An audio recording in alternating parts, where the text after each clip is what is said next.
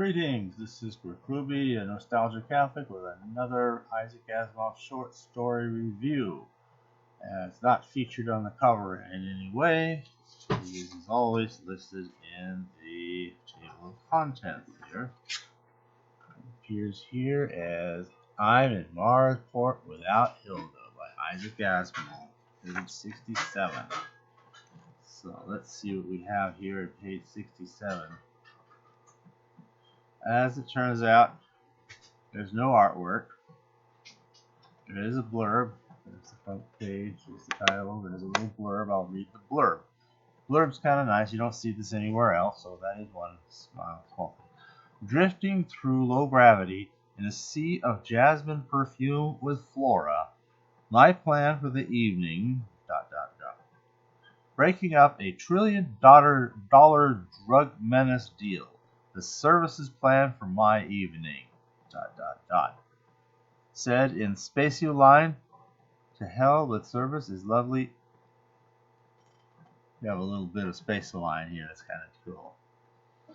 So there's some little bits of this. Apparently, when somebody's on this Spaceoline stuff, they say funny things, and so it's kind of like a super Dramamine that's great for outer space travel and so forth. Well, what can I say about that story? Probably the biggest, outside the story itself, one of the bigger interests is how the story got released in two significantly different versions. It first got collected in his book 9 Tomorrows. But in working with his publisher, the publisher would say, you know, there's some stuff here that's a little too risque, a little off color. You don't put this in here. Take these things out. Simplify the story just a little bit. And he tells his biography this rather interesting story that says, wait a minute, you published some of these other works from other science fiction writers, and they have some raunchy stuff in there. How come I don't get to have that? As well, you see, librarians learn and respect your work because they know that you'll be very, very prissy, prim, and proper, and not really get into that kind of stuff. And so you kind of have a standard to uphold. He's kind of like, okay. So he prepares this other version of the text. He didn't care to do it, but it was the price of getting it in the book. And he really wanted to call it 9 Tomorrows, not 8 Tomorrows. So he changed the way of the story. Well, a few more years passed, and people look back on that, and that was kind of, well, let's just say, when he's collecting it into Asimov's Mysteries, he decides to revert to the original story. The difference between the original story as published originally and the one in Asimov's Mystery is negligible. Almost entirely differences of punctuation. Well, the original has the blurb, but okay. But other than that, minor changes in punctuation. The ... may become a dash, and dash may become a comma. Things like that. There is one place where the phrase waiting room, like it's one hyphenated word, turns into two words, waiting room, which stays that way for both, book publications. That's probably about maybe the biggest punctuation change. There may be some paragraphing changes as well, one or two very minor places. So there's almost no fundamental difference. I'm not going to continue with this any further. As far as I'm concerned, more directly comparable is the book version, as finally reflecting what he really intended, and the other book version representing the bowdlerized version, which, dealing with the unpleasantness of what it took in publishing that version, he does not like it and will not allow it to be published anywhere else. But anyway, it's always available in 9 Tomorrows, so. But that's it. You want it that way, it's in 9 Tomorrows. But that's the only place it's that way. So, now let's get into some of the differences here, because obviously there are differences, and they're fairly significant. And I'm realizing my Asimov's Mystery cover is getting very, very weak. Okay, so I'm just going to read from the book without the cover. Strangely, the older one is actually doing better. So I'll just leave that on. Now, what are the differences? Let's go quantize those exactly. I want to enumerate these things because it's kind of interesting. It wasn't just stuff torn out. It is also stuff added. Sometimes just changed, but mostly added, which does some rather interesting things. So, let's see. This one starts on page 113, and the other one, it starts on page 160. Oh, I got my handy dandy notes here that'll make it easier.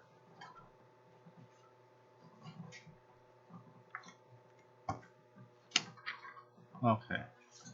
Now, first difference shows up, however, near the beginning. It's a very minor one. And 114 here, and 117 there. Okay, 114. Paragraph 7. He's talking to, well, let me just, very basic context here that'll make a little bit more sense as I talk about these differences. The guy's in Marsport without Hilda. Oh, there's a little biographical background on that as well. He was in New York, and for some reason his wife Gertrude was with her family or something. And he's like, wow, I'm in New York without Gertrude. And somebody said, you should write a story with that name. No way. I would never write a story like that. Well, certainly not in the 1950s. But it was an interesting idea. You don't have to say it like that. You can put it out there like, I'm in Marsport without Hilda. Well, it's like a title. It just kind of floated around the back of his mind. Then it was the challenge, can you throw out a story that has this kind of stuff? We don't think you can do it. And he's off, of course I can do it. So he's going to. Anyway, he's in Marsport. His wife Hilda isn't there. For him, this is a chance to have a party out on the town. And apparently he's got this particular girl he's been kind of wanting to see again. They've got old times from before, apparently. And so that would be Flora. So our guy here, I don't know if he even has a name. Interesting. It's just I. Okay. I was in Marsport without Hilda. Well, never mind. Oh, Max. His name's Max. Max what? I don't know. It doesn't matter. Anyway, there's Max, there's Hilda, there's Flora. So he calls up Flora and okay, oh, both about paragraph 7. Okay. She looks better than ever. Age cannot wither, as somebody or other once said, nor custom stale for infinite variety. On to the next paragraph. And here,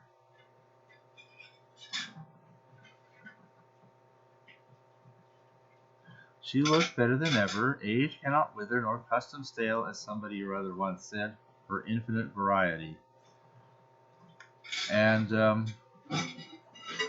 the robe she wore, or rather almost didn't wear, helped a lot. I can't read that without remembering a James Bond line for Diamonds Are Forever. He meets the female lead, and she's, well, that's nice a bit enough, and you're almost wearing. I mean, it's kind of shades of the same thing. This is earlier, predates it, so I guess you could give it some validity there. Alright, next difference. So you can see he's putting little details about Flora in here that are not in the other. So just to kind of help the reader kind of appreciate what Max is going through. I'll just leave it at that. Now, next difference. 115, paragraph 1. Alright. Now, there's another interesting change, and that has to do with his boss, Raj Crinton, or at least the local boss within the service. He's in the service, like spies or police or something. Okay. Now, in this one,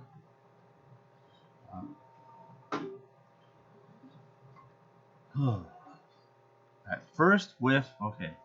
Originally, he just has original, and then in the later one, that first whiff was the bald head of that lousy Raj Crinton, of the Mars offices, gleaming over a head full of pale blue eyes, pale yellow complexion, and pale brown mustache, so far the same.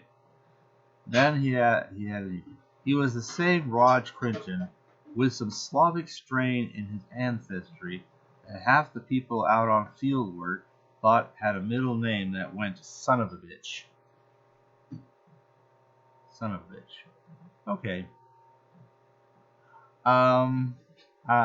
So he puts a word in there like that, makes it sound kind of like Eastern European. Because you know how a lot of those like different names, ski and itch and so forth. Okay, son of a bitch, right? So when he battlerized it, it just says, I didn't bother getting on all fours and beating my forehead against the ground because my vacation started the minute I got off the ship. That's the new paragraph in the original and in the book. Alright, now, next difference, page 115, 3 to 8. Okay. That was still nothing, you understand. It was the frame of the picture. That's no different. Okay, he said, you've got an appointment with me. I was waiting for you at the unloading desk.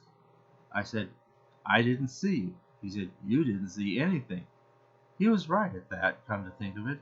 If he was at the unloading desk, he would have been spinning ever since because I went past that desk like Halley's Comet, skimming the solar corona. I said, all right, what do you want? This is actually additional material created only for the boggled-eyes version. For some reason, Raj, he came in spinning really fast and zipped right on by. It's probably his enthusiasm about being in Marsport without Hilda, okay. But that wasn't in the original, and strangely enough, when he reverted to the original text, none of these little changes got included in the final version. It truly reverts to the original. So here he says,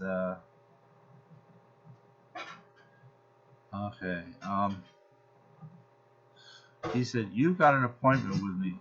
I've got a little job for you. I laughed and told him in all necessary anatomical detail where he could put the little job and offered to get him a mallet to help. I said, it's my month off, friend. So there's a little bit of something extra there in the original. So at any rate, now the next one, 116, page 1. No, paragraph 1.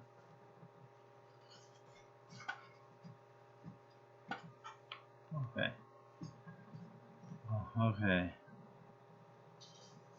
She asked the natural question in a hurt tone of voice, and I said, no, not another girl. With you in the same town, they don't make any other girls. Females, maybe, not girls. Baby, honey. And the original adds a rather interesting, okay, it's not in the original. This is just totally new. I had a wild impulse, but hugging the television or visivision or whatever they call it, it's an apostrophe vision, the vision screen is no pastime for a grown man.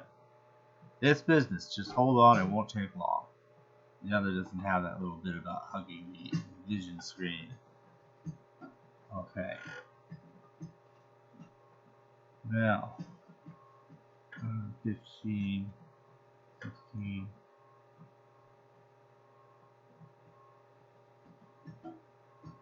Okay, so now we get 117. On here, paragraph 1, this is 120, paragraph 12.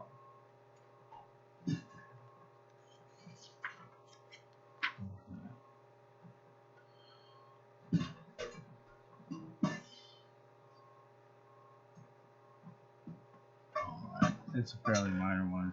The original and the final says, okay, they're talking about how comedians would sometimes joke around with people as if they're like on Spaceoline and the funny way they talk.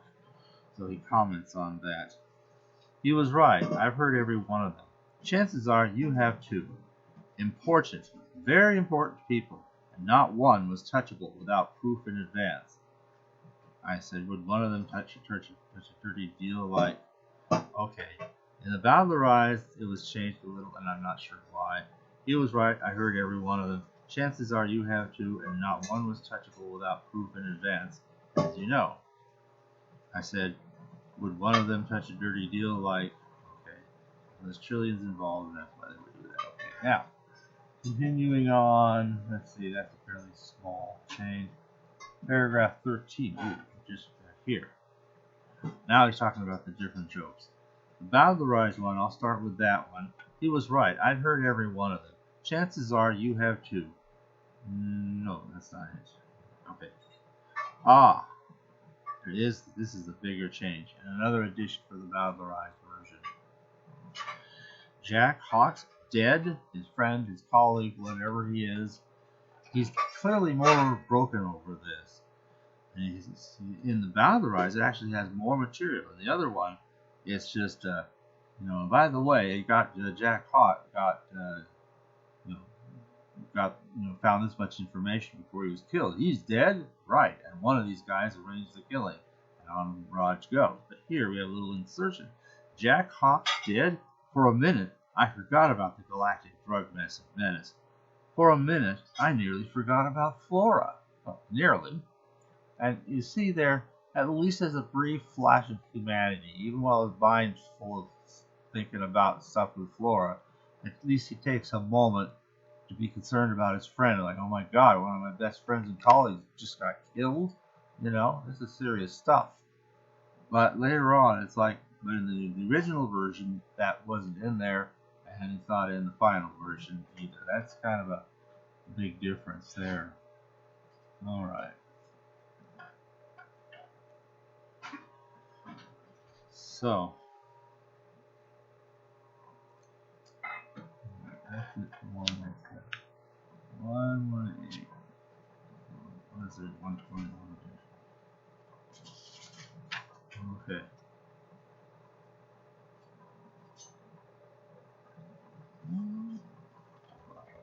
That's hard to do here. Oh, that's the one. Okay. So now we're on 118, paragraph 7 in the original.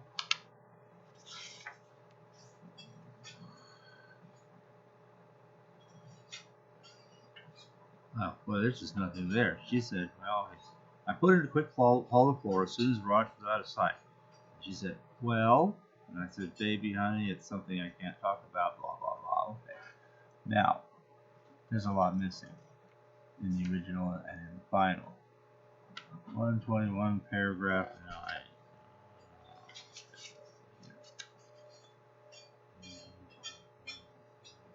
9. Here, she said, well, the magnetic seams on her robe were open just right, and her voice sounded as thrillingly soft as she looked. Okay. Well, let's see. What's the next one? 122, paragraph 12. Yeah. Then there's a whole stretch where there doesn't seem to be any impression differences that I can detect. 122, paragraph 12. 125, paragraph 13. 1, 2, 3, 4, 5, 6, 7, 8, 9, 10, 11, 12. And this is fairly minor. Alright. If Hilda had been in Marsport, I never would have had Flora on my mind in the first place, and it wouldn't have mattered. But I was in Marsport without Hilda, and I had made a date with Flora. Now in the original, it's a difference of italics. In the original, it's all just normal text except the word without. I was in Marsport without Hilda, you say. More emphasis on being without. In the Bowdlerized, the whole sentence is, I was in Marsport without Hilda. I don't know the significance of that, but there it is. Alright. Page 123, paragraph 13. 1, 2, 3, 4, 5, 6, 7, 8, 9, 10, 11, 13. Okay. Oh. Well, apparently the girls go on about getting an estate on Earth. That's a big deal.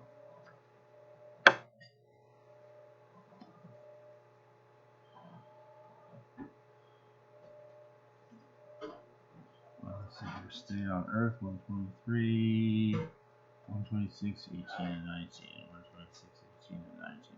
Okay. Alright. Now, in the Battle of the Rise, she goes on about that because she says, I'm the guy who's promising a state on Earth. Like, that's a big deal. Nice little expression here, which I kind of like. How does that ever work out? Well, you can probably count the number of times that's ever worked out for anyone on a sixth finger of either hand. I like that, but okay. He goes on. In the Battle of the Rise, it's just I tried to stop her, no use. But there's a little additional material. I tried to stop her. I threw in honeys and babies until you would have thought that every bee on the planet Earth was pregnant. No use. Okay. I guess we don't need to talk about pregnancy in a book that's appropriate for school libraries and things like that, which I guess is what they're trying to do. Okay. Now, 124. Very beginning. Alright. Well, it cheered me up infinitesimally to the point I muttered, boy, just out of sheer longing, though it was no boy I was longing for. The original version, he just says boy for the same reason, but he doesn't go on about there wasn't longing for a boy, which is kind of odd. That actually puts something a little bit funny in the bowdlerized version that's not in the original and final version. Because in the final version, he just, let's see here. Where is that? 27 page. It cheered me up infinitesimally to the point where it mattered, boy, just out of sheer longing. Period. Yeah. So, kind of added something that was kind of unusual that should be added there. Alright, the next one, 124 paragraph 17. Okay, and 128, 3 to 9. Oh, this is where the big stuff is. The biggest difference here. 120, well, let's do the long version here. Now, you actually get a whole bunch of the Spaceoline talk in here, which, by the way, isn't anywhere. It's only in the original. It's not in the bowdlerized version. And this is paragraphs 3 through 9. So, alright. So he gets his idea. He's sitting in the room with these three guys. Two of them are on Spaceoline. The third is pretending. Spaceoline gets you so zapped out you don't know what you are, where you are, and you just talk. Your brain is just not there. The third one, you can act that way, but you're still there. You got your brain, you got your wits about you. Finally, he comes up with an idea, and I guess you could consider it at least a reasonable thing that the good has come out of the fact that his brain is full of Flora. He finally decides he gets an idea. He's going to talk about her. Well, in the original and in the final, we get several paragraphs of this. Let me just introduce it with a paragraph that's common in both, and then with a paragraph that's kind of common in both. They sat frozen, almost as though they were listening, and hardly ever interrupted. People under Spaceoline have a kind of politeness about them. They won't speak when someone else is speaking. That's why they take turns. Occasionally, of course, I paused a bit because the poignancy of the subject matter made me want to linger, and then one of them might put in a few words before I could gather myself together and continue. Picnic of champagnes and eggs and bittern of the century box. And the next guy says, round that and or this indeed eaches. And somebody else, a salt and peppered beer-lipping leopard. I drowned them out and kept talking. This young lady, gentlemen, I said, has an apartment fitted out for low gravity. They're on Mars gravity, but everywhere else they make it pseudo Earth gravity. But she's got an exclusive and apparently expensive version. Now, you might ask, for what use is low gravity? I intend to tell you, gentlemen, for if you have never had occasion to spend a quiet evening with a Marsport prima donna in privacy, you cannot imagine. Dash. But I tried to make it necessary for them to imagine the way I told it. They were there. They would remember all of this afterward, but I doubted mightily that either of the two innocents, the ones really on Spaceoline, would object to it in hindsight. chances are they would look me up to ask for a phone number. I kept it up with loving, careful detail and a kind of heartfelt sadness in my voice until the loudspeaker announced the arrival of the Space Eater. That's what you get. Now, what do you get? The bowdlerized version? All you got there. And they sat frozen as if they were listening, hardly ever interrupting. People under Spaceoline have a kind of politeness about them. They won't speak when someone else is speaking. That's why they take turns. I kept it up with a kind of heartfelt sadness in my voice until the loudspeaker announced in stirring tones the arrival of the Space Eater. Space Eater is the name of a ship that these three guys are all supposed to be catching soon, and so forth.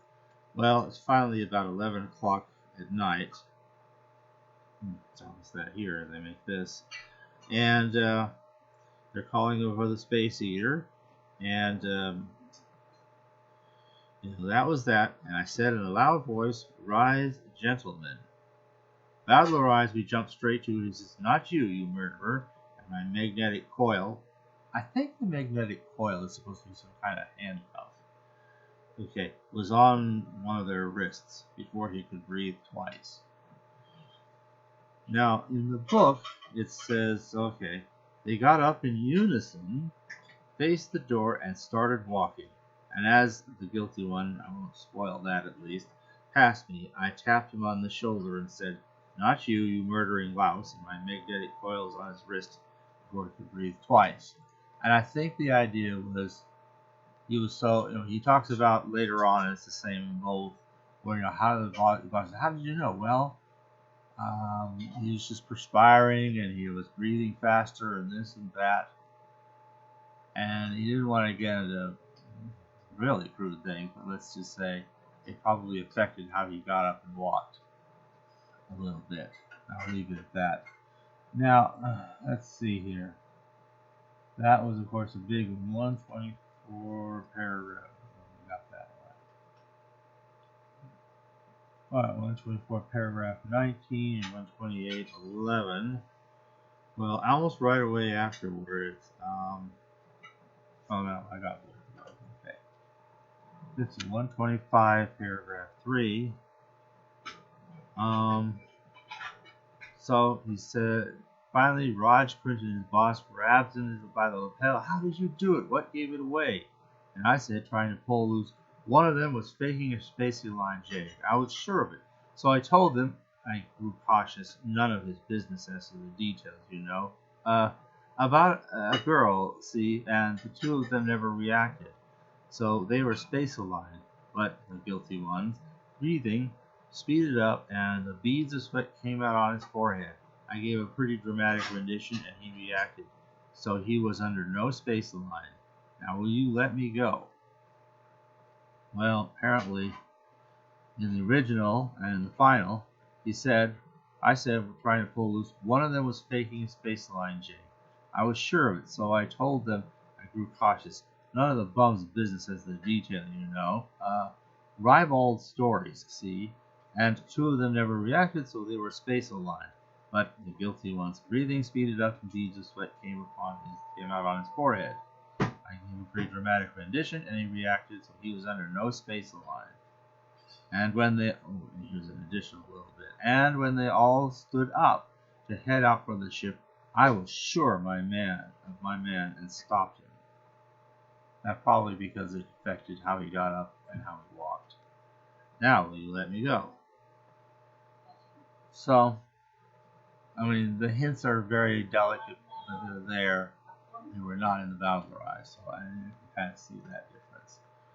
Well, he finally gets to 126 paragraph 6. That was the last page. We are now. The very, very last page of this story. It's kind of neat to see how this is 30 and even the same paragraphs. Okay. So,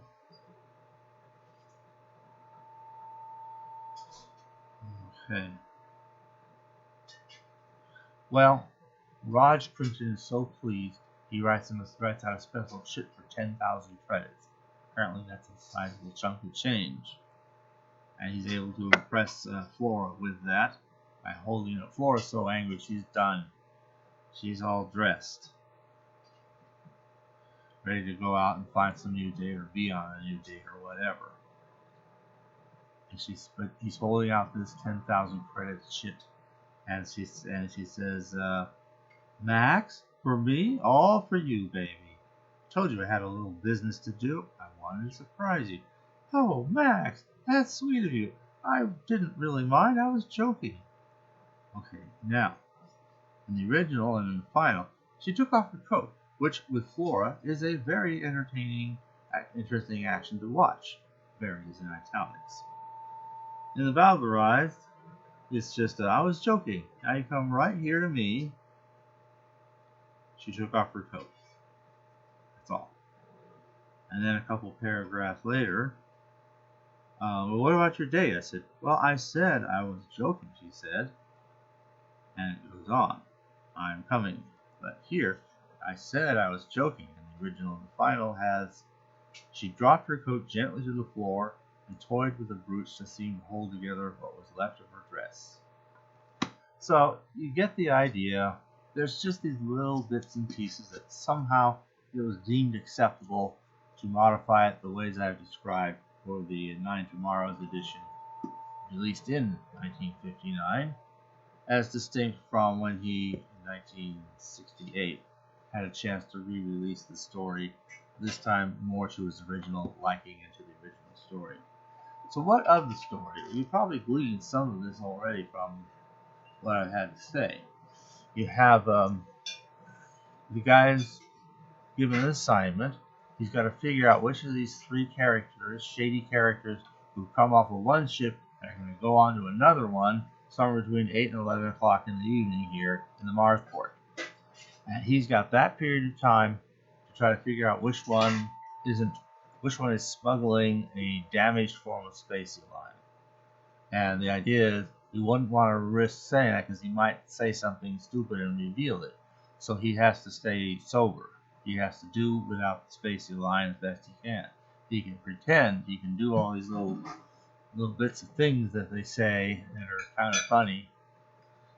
And they're a fun read. They themselves are kind of just a fun read regardless of the rest of the story.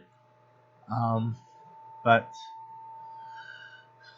he is just imitating. So he's trying to figure out how he can do it. He comes up with some ideas. They don't pan out. And meanwhile, he's really worried about losing out on this date with Flora. Until finally,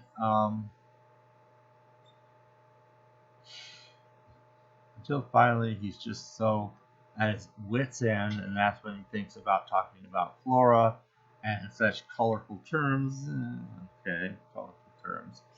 That this sniffs out the guilty party. And that's kind of neat how that works. So it's a good mystery. It had to get into a little bit of stuff that we saw it in the original Adventure. Adventure's full of that kind of story that was normal for them.